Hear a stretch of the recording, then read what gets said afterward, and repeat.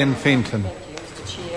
Well, I just wanted to explain to the government a little bit about why we feel so offended about this proposed name change. And actually the name was changed by the Labor government, as members have pointed out.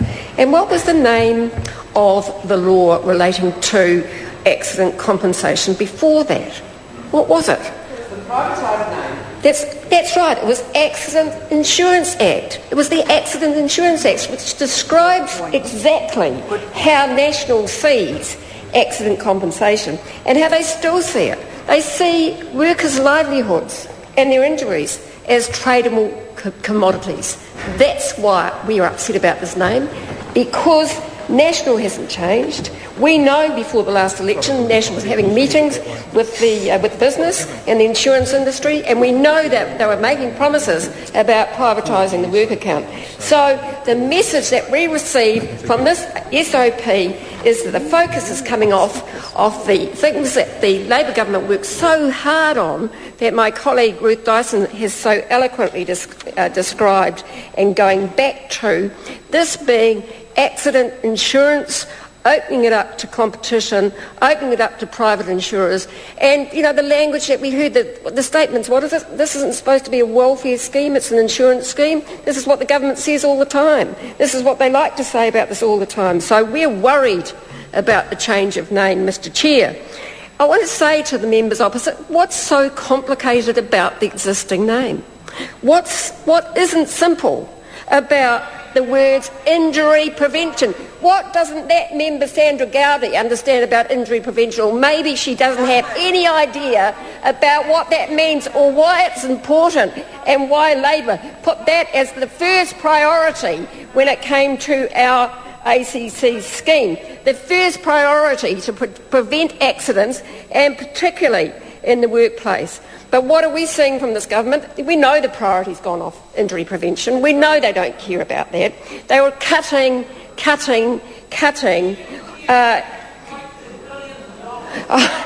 are cutting. So is it a waste of billions? I asked the member, is it a waste of billions of dollars to prevent injuries? Is that a waste of billions of dollars or millions of dollars?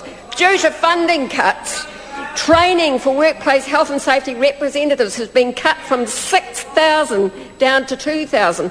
And what are we seeing? In the last quarter we saw the Minister coming out saying she was worried about the increase in workplace accidents. Well, surprise, surprise. You take the focus off injury prevention, you start making cuts to workplace health and safety training, we're going to see more of that, and that's an utter disgrace.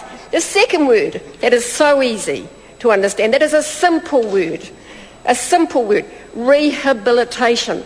What's so hard to understand about that? And why do the members opposite not like this word?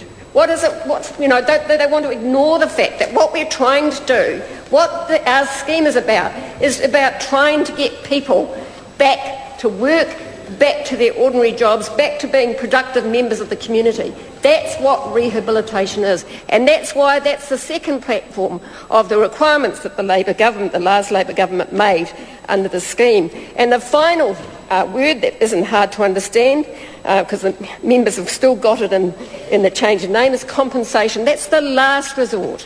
The last resort. So when people can no longer go back to work, or when they're recovering from an accident, they are compensated. So they can feed their families, they can put their lives back together, they can plan for the future. And those three words in the current title prioritise the purpose of our 24-hour no-fault accident compensation scheme. So you can understand why the members on this side are particularly upset about the change, because it indicates a change of focus that we knew was coming.